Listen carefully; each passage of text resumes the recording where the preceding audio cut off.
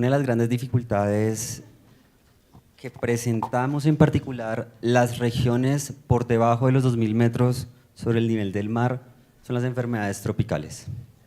Y en particular, en este caso, nos enfrentamos contra un problema que fue la fiebre amarilla. Pero ¿cuál es la importancia, la relevancia de la fiebre amarilla? La mortalidad derivada de las pandemias del 2009 para influenza y para COVID-19 no superaba el 40% en las unidades de cuidados intensivos, pero por el contrario, la fiebre amarilla alcanzaba una mortalidad de hasta el 70% en las cohortes brasileras. Colombia tiene una gran dificultad y son las características geográficas que los acompañan como un nicho espectacular para todas las enfermedades tropicales. Y los problemas derivados del cambio climático documentan cómo el Aedes aegypti, que es el vector por excelencia de estas condiciones, ha modificado su patrón de presentación hasta localizaciones por encima de los 2.300 metros sobre el nivel del mar. ¿Cuál es la relevancia? Las enfermedades tropicales son toda una constelación de condiciones y podemos presentar desde fiebre amarilla, malaria, hantavirus, rickettsia, leptospira y todas esas condiciones por cualquiera de estos vectores. El Tolima en particular y la región andina se caracteriza por ser localizaciones permanentemente en brote. Solamente en lo que llevamos en el año 2025, Ibagué ha reportado más de 1000 casos de dengue y con mortalidades que aunque no alcanzan más del 5%, sí hay un consumo importante de recursos. Fíjense ustedes cómo desde el año 2018 el aumento ha sido exponencial en términos de casos reportados y en particular de casos reportados para mortalidad. Para fiebre amarilla no es diferente. ¿Quiénes padecemos de fiebre amarilla? ¿Quiénes estamos sobre la línea del Ecuador? Particularmente todos los países del centro de África y casi todos los países suramericanos han presentado casos de esta entidad. Y en Colombia no se habían reportado casos más de 10 al año desde el año 2003, cuando hubo un primer brote en la zona de la Sierra Nevada de Santa Marta con una mortalidad de casi el 100%. Pero a finales del año 2024, desde el sur del país comenzó a ascender un reporte de casos. ¿Cuál era la dificultad con este tipo de pacientes que se presentaban con estas características? Personas jóvenes, por supuesto sin antecedentes vacunales, con síndromes febriles cortos de 3, 4, máximo 5 días de presentación, leucopénico, trombocitopénico, con lesiones hepáticas graves acompañados de coagulopatía más alteración de perfiles inflamatorios. Si ustedes tienen esta constelación de síntomas, tienen un síndrome febril del trópico, muy probablemente uno piensa en un dengue, acompañado por una lesión hepática, y nos vamos a lo que dicen las guías en términos del abordaje sindromático de esta condición. ¿Qué dicen las guías? Pónganles líquidos, porque es un síndrome de fuga capilar. ¿Qué teníamos en nuestros pacientes? En menos de 12 horas hacíamos la reanimación isotónica volumétrica, dosis de carga altas, continuidad de carga alta, los pacientes rápidamente progresaban a encefalopatía, síndromes multicompartimentales, nos agravaban, nos hacían manifestaciones hemorrágicas graves, los llevábamos a terapias de soporte hepático, los metíamos en SPAT, en algunas descripciones en la literatura los metían en MARS, progresaban hasta la muerte.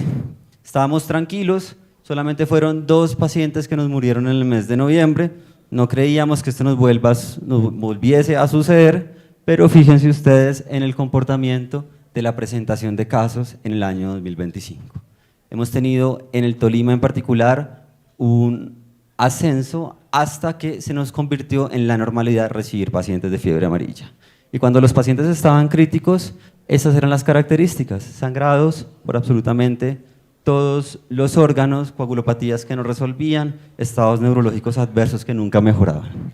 En ese momento, ¿qué hicimos? Nos fuimos a quienes sabían sobre manejo de fiebre amarilla, en particular el grupo de la doctora Jo y colaboradores de Sao Paulo, Brasil, quienes habían presentado un brote en el año 2018 y tienen la mejor caracterización clínica de los pacientes. ¿Qué veían ellos? Individuos jóvenes con un promedio de edad de 40, 42 años, con un tiempo de síntomas menores a una semana, es decir, sus pacientes tenían síndromes febriles menores a una semana y la gran mayoría vacunados. ¿Cuál era nuestra cohorte? Cohorte bastante similar, 43 años, no vacunados más del 72%, pero lo importante de la cohorte es la definición desde el inicio de los síntomas hasta que le fallaban los órganos, que eran 4 días. Es decir, al 4.º día de la fiebre, su paciente ya tenía una disfunción de órgano. ¿Y cuál es la problemática? Esos eran los perfiles paraclínicos que presentaban los pacientes. Fíjense ustedes en enzimas hepáticas por encima de 5000, con coagulopatía persistente, lesión renal, convulsiones, sangrados, pancreatitis y un consumo de recursos bastante importante, pero bueno, era toda esta presentación clínica que se había logrado que optimizara esta mortalidad. En ese punto estábamos, pongámosle volumen, purifiquemos el hígado, enviémoslos a trasplantes. Llegaban a trasplante, a la institución trasplantadora, y a las 12 horas el paciente ya había fallecido. La mortalidad completamente del 70%, es decir, no estábamos logrando nada en términos de optimización del manejo de estos pacientes. ¿Qué nos encontramos cuando hacíamos una revisión tratando de dilucidar qué más podíamos hacer sobre estos pacientes? Veíamos estados hiperinflamatorios, muy similares a los que presentaron en los contextos oncológicos. Veíamos cómo el contexto fisiopatológico orientaba hacia edema celular, pero no a depresión intravascular. Entonces no teníamos fuga capilar, y era lo que veíamos ecográficamente en nuestros pacientes. Esas son exploraciones a la cabecera donde se veían corazones funcionalmente adecuados con capacitancias vasculares óptimas. Es decir, el paciente no necesitaba líquidos, no era fuga capilar, no era dengue, y por lo tanto las estrategias de reanimación en términos de volumen de este tipo de pacientes deberían ser restrictivas. Es un paciente nuestro, es una valoración pulmonar del paciente donde se ve un síndrome alveolo intersticial al ingreso, es decir, el pulmón severamente inflamado, y por lo tanto ponerle más líquido era igual a favorecer la hemodilución, favorecer el edema y por lo tanto más hipoperfusión y más mortalidad. Ahora, por otro lado, ya sabíamos que indudablemente no era un dengue, no era un comportamiento usual de un dengue, pero sí teníamos un perfil hiperinflamatorio. El problema de las enfermedades tropicales virales es el escenario de la presentación de antígeno, y por lo tanto el contexto fisiopatológico estaba casi que dirigido hacia el sistema monocito macrófago y las células dendríticas, y por lo tanto sí o sí había un patrón común de elevación de interleuquinas, interleuquina 1, interleuquina 6, como particularmente se veía en COVID-19, pero si ustedes tuvieron la oportunidad de tratar pacientes con COVID-19, los pacientes se presentaban con inestabilidad hemodinámica, arrancaban con choque. Nuestros pacientes no, nuestros pacientes estaban bradicárdicos hipertensos, y por lo tanto esa fuga capilar quedaba en entredicho. Sí hay una lesión endotelial, sí hay una lesión endotelial porque se documentó hacia inicios de los años 2000 en un grupo de pacientes en los que se midió marcadores de hiperactividad endotelial. Pero entonces, ¿por qué no se tornaban hipotensos? ¿Por qué estaban hipertensos? Porque la fuga capilar no era el marcador principal de estos pacientes. Pero a pesar de que no había fuga capilar, que sí teníamos más del 55% de los pacientes que ingresaban a UCI con lesión hepática, más del 50% de los pacientes que ingresaban a UCI con lesión renal y hasta un 41% de los pacientes con lesión pulmonar. Nos pedimos ayuda, es decir, si uno no tiene la respuesta, tiene que pedir ayuda a los expertos, y en conglomerado a una serie de instituciones modificamos el enfoque y de intervención de este grupo de pacientes, que es el objetivo grande de esta charla. En primera instancia, debíamos hacer un control inmunológico, porque el fracaso era del sistema inmunológico en el control de la activación. Y por otro lado, mientras lográbamos controlar el perfil inmunológico, hacíamos un sostén de órgano. Entonces, llegamos a una serie de recomendaciones dirigidas a la purificación sanguínea, a una estrategia de restricción hídrica isotónica, a monitorizar los órganos que más nos fallaban y a restringir transfusiones. ¿Eso a qué llevó? A la construcción de un lineamiento nacional y un consenso colombiano que se publicó en la revista Lancet. En términos resumidos, ¿qué hacíamos? Dábamos un control inmunológico mientras lográbamos esa estabilidad a lo largo del tiempo, sosteníamos todos los órganos. Porque después de que aparecía el detonante inmunológico, teníamos toda la disfunción multiorgánica que sí o sí era la que nos llevaba a la mortalidad en este tipo de pacientes.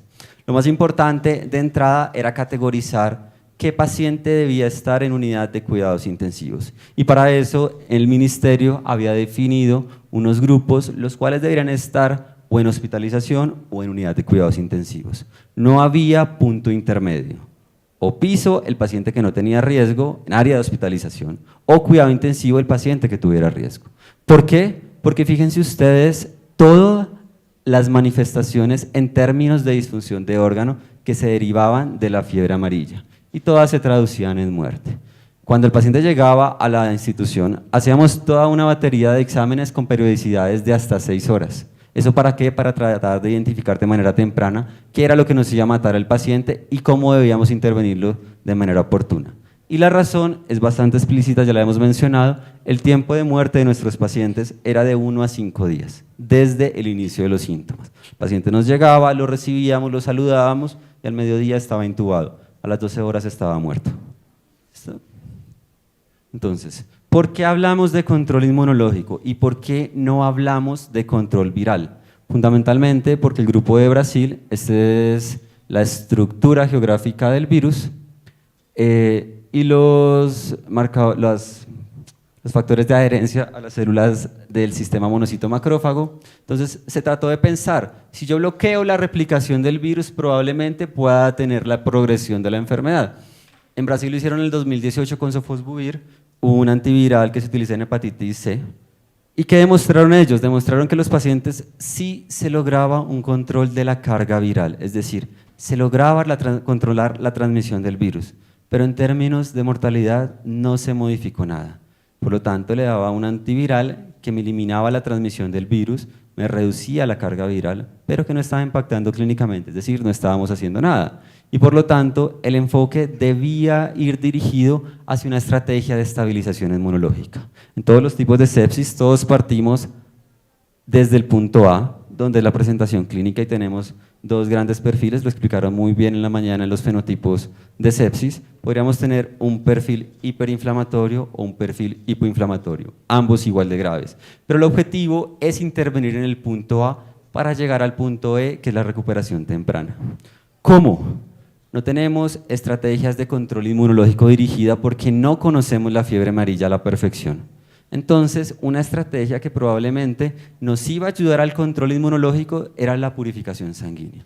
El fundamento es bastante llevadero, trato de eliminar los marcadores proinflamatorios que se encuentran en el compartimento vascular para que esto me favorezca fenómenos de traslocación desde el intersticio y por lo tanto se optimice la respuesta inmunológica. Está muy bien esclarecido cómo si reduzco esta carga de citoquinas puedo optimizar el funcionamiento de las células inflamatorias. ¿Qué teníamos que remover? Teníamos que remover partículas superiores a 5000 Daltons, que eran fundamentalmente citoquinas, era nuestro objetivo, pero acuérdense que nos tocaba sí o sí hacer un control de la disfunción de órgano. Y en todas las enfermedades tropicales el principal órgano que falla es el hígado. Y el hígado cuando falla, aparte de todos los metabolitos que no conocemos, el principal es el amonio. Y el amonio, como lo van a presentar mis compañeros, tiene una repercusión bastante importante en el funcionamiento de las células del sistema nervioso central.